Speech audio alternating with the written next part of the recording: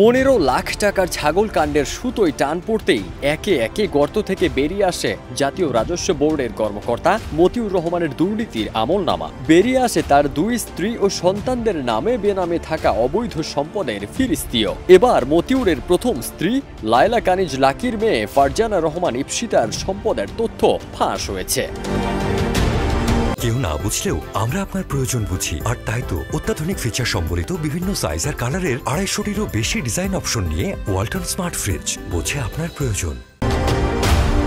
নিজেকে makeup artist হিসেবে পরিচয় দেয়া 32 বছর বয়সী তরুণী ইপসিতা পড়াশোনা শেষে এই পেশায় যোগ দিয়ে কতই বা আয় করতে পারেন, কিন্তু বিস্ময়কর হলেও সত্যি এই অল্প বয়সেই বসুন্ধরা আবাসিক এলাকায় 7 তলা বাড়ি সহ শত কোটি টাকার সম্পদের মালিক হয়েছেন তিনি।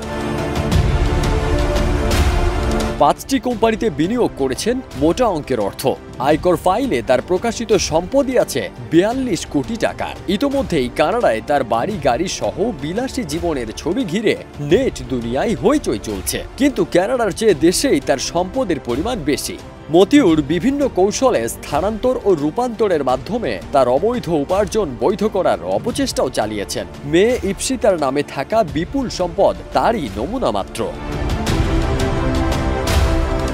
2023 সালে ইপসিতার আয়কর নথি অনুযায়ী তার 42 কোটি টাকার সম্পদের মধ্যে 7টি কোম্পানিতে বিনিয়োগ রয়েছে, যার মধ্যে Sonali securities, synergy trading, global চুজ, ওয়ান্ডার পার্ক এবং মামুন এগ্রো প্রোডাক্টস উল্লেখযোগ্য। এছাড়া নরসিংদী, গাজীপুর ও ঢাকায় প্রায় 13 কোটি টাকার জমি ও বাড়ি রয়েছে, কিন্তু প্রকৃত মূল্য 70 কোটি টাকা হতে পারে। তার ব্যাংক আমানত ও অন্যান্য সম্পদ 22 কোটি টাকারও বেশি।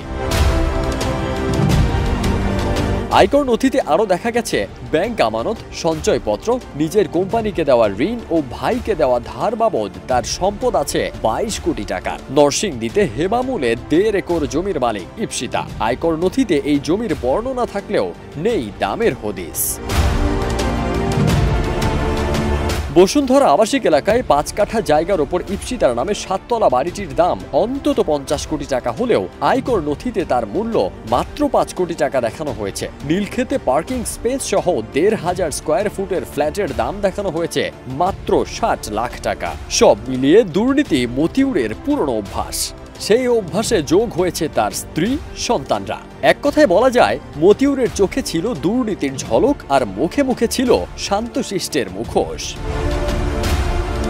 ফারদিন সানি, দেশ রূপান্তর।